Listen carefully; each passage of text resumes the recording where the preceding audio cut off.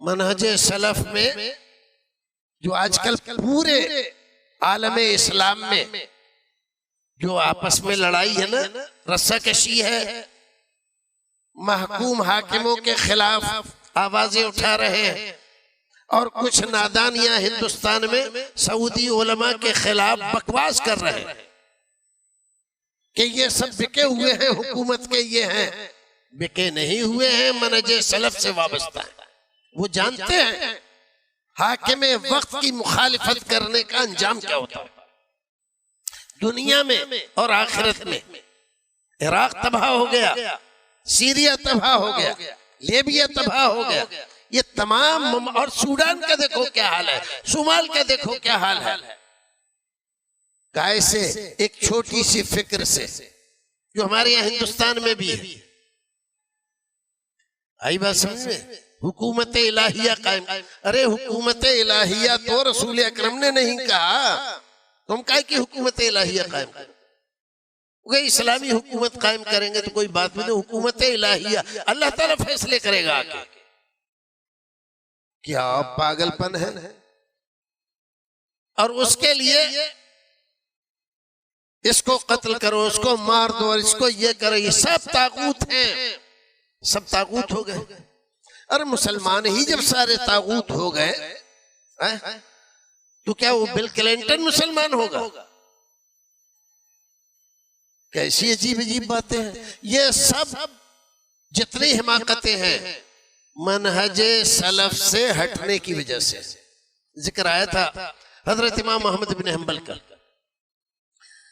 जब चौथा खलीफा आया बनु अब्बासिया का और उसने इमाम साहब को जेल से निकाला, इज्जत व एहतराम के साथ उनके साथ पेश आया, तो उसने दरखास्त की, मेरे भाई और मेरे बाप, उन्होंने बड़ा जुल्म किया आपके साथ,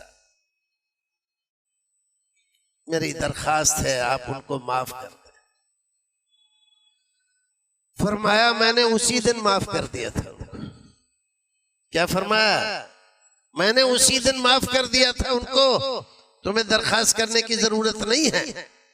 और इमाम साहब के शागिर्द इमाम अहमद बिन हंबल के इमाम खल्लाल फरमाते हैं, अला इन्नी लादू लहू बित्तस्दीद वत्तौफीक वत्तायीद फिल लैल वन्नहार व अरा ज़ालिका वाजिबन अलैया।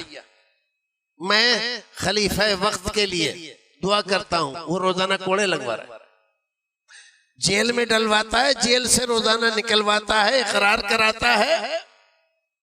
क्या कहो कुरान मखलूक है, और ये कहते हैं युतूनी बिआयत मिन किताबिल्लाह और सुन्नत मिन रसूलिल्लाह।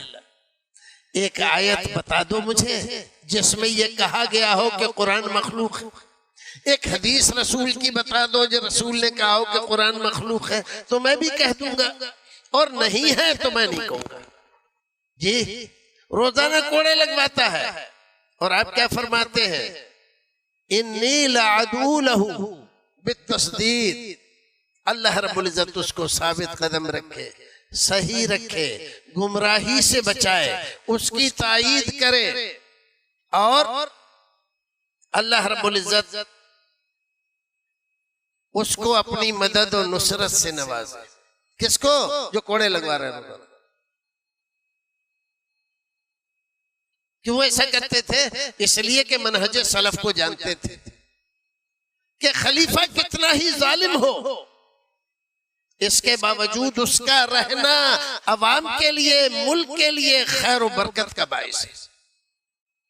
चोरों चक्कों से लोग बचे रहते हैं, डाकुओं से बचे रहते हैं, दूसरे मुल्क के बादशाहों के जुल्म ज्यादती और गारतगरी से बचे रहते हैं, चाहे वो कितना ही जालिम है हमारे लिए, लेकिन हम उसके लिए बददुआ नहीं करते।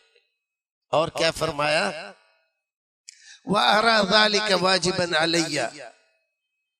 और इस चीज को कि मैं खलीफा के लिए दुआए खैर करूं अपने ऊपर वाजिब जानता हूं। आज जो कुछ भी सऊदी में वो जो कुछ भी कर रहा है, नादानी कर रहा है, उसकी नादानी उसके साथ है। यहाँ के ये अहमक लोग चाहते हैं कि सारे उलमा को उसके खिलाफ बगावत कर देना चाहिए। ये इस्लाम पर नहीं, जमहूरियत पर ईमान लाए हैं।